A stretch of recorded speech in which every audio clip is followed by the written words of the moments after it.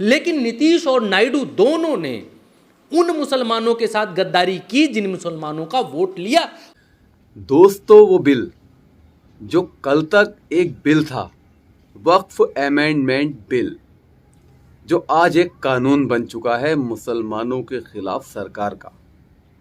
आने वाले कल में क्या होगा, किसकी ज़मीनें जाएंगी, कौन सी मस्जिद टूटेगी, कौन से कब्रिस्तान पर सरकार अपना दावा ठोकेगी, कोई नहीं जानता। लेकिन इतिहास याद रखेगा चंद्रबाबू नायडू और नीतीश कुमार जैसे नेताओं का, जिन पर मुसलमानों ने आंख बंद करके भरोसा किया था कि ये जब वोटिंग होगी तो मुसलमानों का साथ देंगे, विपक्ष का साथ देंगे, लेकिन ऐसा कुछ भी नहीं हुआ। लेकिन नीतीश और नायडू दोनों ने उन मुसलमानों के साथ गद्दारी की जिन मुसलमानों का वोट लिया, और इन्होंने नरेंद्र मोदी की सरकार द्वारा लाए जा रहे वक्फ बिल का सपोर्ट किया, साथ दिया। खैर, आपने अक्सर सुना होगा कि आरी अपनी तरफ को काटती है, वही हुआ संसद में। इन्होंने सिर्फ अपने हितों को देखा और वोटिंग के टाइम पर इन्होंने सरकार का साथ दिया और इनके सपोर्ट के साथ ये बिल पास हो गया। आने वाले दिनों में इस बिल के नुकसान और नफ़े दोनों सामने आ जाएंगे। लेकिन मेरे दोस्तों, इस बिल की खिलाफत असदुद्दीन ओवैसी साहब ने दिल से की। आप देखिए उनका ये बयान।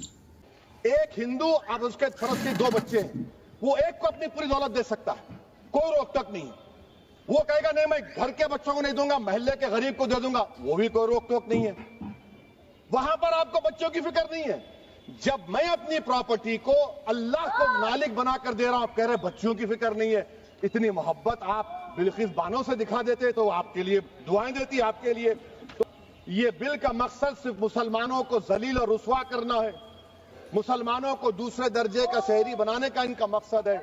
अफ्रीका में सफेद फार्म अफ्रीका के कानून को महात्मा गांधी ने कहा था कि ये मेरा कॉन्शियंस इसको मानता नहीं, मैं इस कानून को कबूल नहीं करता हूं। तो महात्मा गांधी ने क्या किया, उन्होंने उस कानून को फाड़ दिया। तो मैं गांधी की तरह इस कानून को फाड़ता हूं। ये अनकॉन्स्टिट्यूशनल है सर। इस देश में झगड़े पैदा करने का काम बीजेपी करना चाहती है मस्जिद और मंदिर के नाम पर। इसीलिए मैं इसका कंडेम करता हूं और मैं आपसे गुजारिश करता हूं कि मैंने अपने 10 अमेंडमेंट दी है, आप इसको कबूल करिए सर, मुझे बोलने का मौका दीजिए और उस पर डिवीजन का मैं डिमांड भी करूंगा। Thank you sir. दोस्तों, आपने असद साहब का बयान सुना, दिल से बोले हैं वो। बहुत अच्छी तरह से उन्होंने इस बिल की कमियों को हम सबके सामने लेकर आए हैं। आपने सुना, मैंने सुना, चंद्रबाबू नायडू ने भी सुना और नीतीश कुमार ने भी सुना। उसके बावजूद भी इन्होंने मुसलमानों का साथ नहीं दिया। कहाँ हो आप मुसलमानों? आप तो एक प्लेटफॉर्म पर हो ही नहीं। आप तो आधे बीजेपी की तरफ को भागते हो, आधे कांग्रेस की तरफ को भागते हो, आधे असदुद्दीन ओवैसी की तरफ को भागते हो। कुछ तो ऐसे हैं पैसे की तरफ को भागते हैं। इस तरह से जब वोट दिया जाता है तो यही होता है। दोस्तों, अभी जाग जाओ, जागने का वक्त है। कहीं ऐसा ना हो कि आज तुम्हारे हाथ से वक्त वोट गया, कल को तुम्हारे घर जिनमें तुम रहते हो, तुम्हारी गाड़ियां जिनमें तुम चलते हो, ये सब कुछ तुम्हारे हाथों से चला जाए। बहरहाल, अगला वीडियो आप देखेंगे कैराना की सांसद इकरा हसन का, जिन्होंने बहुत ही लाजवाब तरीके से संसद के अंदर अपनी बात को रखा। सुनिए। कि अभी ईद की रौनक बुझी भी नहीं थी और हमारी जड़ों पर एक नया फरमान लाया गया। पहले उत्तर प्रदेश में मुसलमानों को नमाज पढ़ने पर रोक लगाई और फिर सौगात में ये बिल लाया गया। निसार में तेरी गलियों पे है वतन, जहां चली है रिवाजों गैर कि कोई न सर उठाकर चल सके। मैं सभापति जी आपको ये बताना चाहती हूँ कि ईद के मौके पर एक विधवा महिला अपनी लड़की के साथ मेरे पास आई और उसने बताया कि वह एक वक्फ की प्रॉपर्टी में रहती है, वही उसके सर पर छत का काम भी करती है और उसकी रोजी रोटी भी वहीं से आती है। वो इस बिल को लेकर इतनी फिक्रमंद थी कि कहीं उससे वो उसकी संपत्ति ना छीन ली जाए। वो अकेली एक ऐसी महिला नहीं है, ऐसे लाखों लोग हैं जो वक्फ की, गरीब लोग, गरीब महिलाएं जो वक्फ की संपत्ति से अपना रोजगार चला रहे हैं। और ये जो वक्फ बाय यूजर क्लॉज के हटाने से लाखों वक्फ की जायदाद अपना स्टेटस खो देंगी और लाखों लोग, इसी तरीके के लोग सड़कों पर आ जाएंगे। वक्फ क्या है, वक्फ बाय यूजर क्या है? इसका ये मतलब है कि कोई जायदाद अगर सालों से दीन और भलाई के कामों के लिए इस्तेमाल हो रही हो तो वो खुद ब खुद वक्फ मानी जाएगी। हिंदुस्तान की अदालतों ने भी इस बात को तस्लीम किया है। वक्फ बाय यूजर सिर्फ वक्फ बोर्ड को ही मिली कोई खास सौगात नहीं है, ये बल्कि सभी अन्य धार्मिक ट्रस्टों को परंपरा और यूज के आधार पर बिना किसी डॉक्यूमेंटेशन के धार्मिक चरित्र को डिक्लेयर करने का राइट मिला हुआ है। भारत के संविधान के आर्टिकल 13 क्लॉज 3 में कस्टम और यूसेज को कानूनी वैधानिकता प्रदान करता है। इसी आर्टिकल से वक्फ बाय यूजर भी निकला गया है। इस बिल के कानून बनने पर वक्फ बोर्ड तो इस प्रोविजन से हाथ धो बैठेगा, लेकिन अन्य धार्मिक ट्रस्टों को यह सुविधा जारी रहेगी। इससे भारतीय संविधान के आर्टिकल 14 और 15 का सीधा उल्लंघन है, जो धर्म और जाति के आधार पर भेदभाव और कानून के सामने सभी की बराबरी पर जोर देता है। मैं इसके साथ ये भी कहना चाहती हूँ कि सत्ता के लोग जो एक दूसरे की पीठ थपथपा रहे हैं कि वक्फ बाय यूजर का जो अमेंडमेंट इन्होंने दिया उसको एक्सेप्ट कर लिया गया है, लेकिन इनकी शरारत यह है कि उसके साथ ही एक ऐसा प्रोवाइजो इसमें शामिल किया गया जिसके आधार पर यह कहा गया है कि अगर कोई भी वक्फ की संपत्ति विवादित हो तो वो अपना वक्फ स्टेटस खो देगी। तो जो अमेंडमेंट इन्होंने दिया है, जिसको एक्सेप्ट कर लिया गया है, उसका कोई मतलब नहीं है। ये इनकी नीयत है जो साफ जाहिर हो रही है। सोने पर सुहागा एक काम और किया है सरकार ने, वक्फ की कानून के सेक्शन 107 को हटाकर।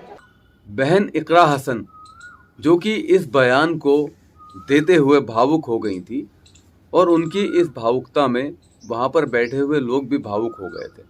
जिसने भी उनके इस बयान को सुना वो सुनता ही रह गया। बहुत लाजवाब तरीके से इन्होंने अपनी बात को रखा, लेकिन क्या फ़ायदा दोस्त, बातों को रखने से क्या फ़ायदा? फैसला तो पहले ही हो चुका था, ये बिल पास होना है और वही हुआ। वक्फ बोर्ड अमेंडमेंट बिल जो कल तक सिर्फ एक बिल था, लेकिन आज एक हथियार बन चुका है और एक कानून बन चुका है। मैं चिंतित हूँ उन लोगों को लेकर जो वक्फ की संपत्ति पर सालों से रह रहे हैं। आने वाले दिनों में उनका क्या होने वाला है ये तो अल्लाह ही बेहतर जानता है। लेकिन दोस्तों, ये जो कुछ भी हो रहा है ना, उत्तर प्रदेश में नमाज पढ़ने पर बैन, ईद की नमाज आप सड़कों पर नहीं पढ़ोगे, अपनी छतों पर नहीं पढ़ोगे, ये सब क्या है? एक तरफ आप कहते हो कि आप वक्फ बिल को लेकर मुसलमानों के साथ आप उनकी गरीबी दूर करना चाहते हैं और दूसरी तरफ आप उन्हें नमाज पढ़ने से रोकते हो। सब क्या है? ये दोहरा रवैया, दोहरा बर्ताव हो रहा है, आप सभी जानते हैं। बहरहाल दोस्तों, खबरें आपको कैसी लगी ये ज़रूर बताइएगा। लेकिन जाते जाते एक खबर और जो मैं आपको सुना रहा हूँ। दोस्तों, अगली खबर है उत्तर प्रदेश के गोरखपुर से, जहाँ पर डबल मर्डर हो गया है। 29 तारीख की रात को 2 बजे कुछ युवकों ने आकर एक माँ और बेटी की हत्या कर दी। निष्कर्ष निकलकर आ रहा है कि ये हत्याकांड अवैध संबंध को लेकर हो सकता है, क्योंकि मृतका जिसको मार दिया गया उनका एक अवैध संबंध गांव के एक युवक से था। पति की पहले ही मौत हो चुकी थी और ये 3 माँ और बेटियां अपने गांव से 40 मीटर पहले रहा करती थी। इनका एक छोटा सा घर था और बीती रात को वहां पर इन दोनों माँ बेटी की हत्या कर दी जाती है। तीसरी बेटी जो कि एक कमरे में छुपकर अंदर से बंद कर लेती है, उसको ये लोग छोड़कर चले जाते हैं और अब इस पर कार्रवाई की जा रही है। तो ये घटना भी आप देख सकते हैं इस वीडियो में।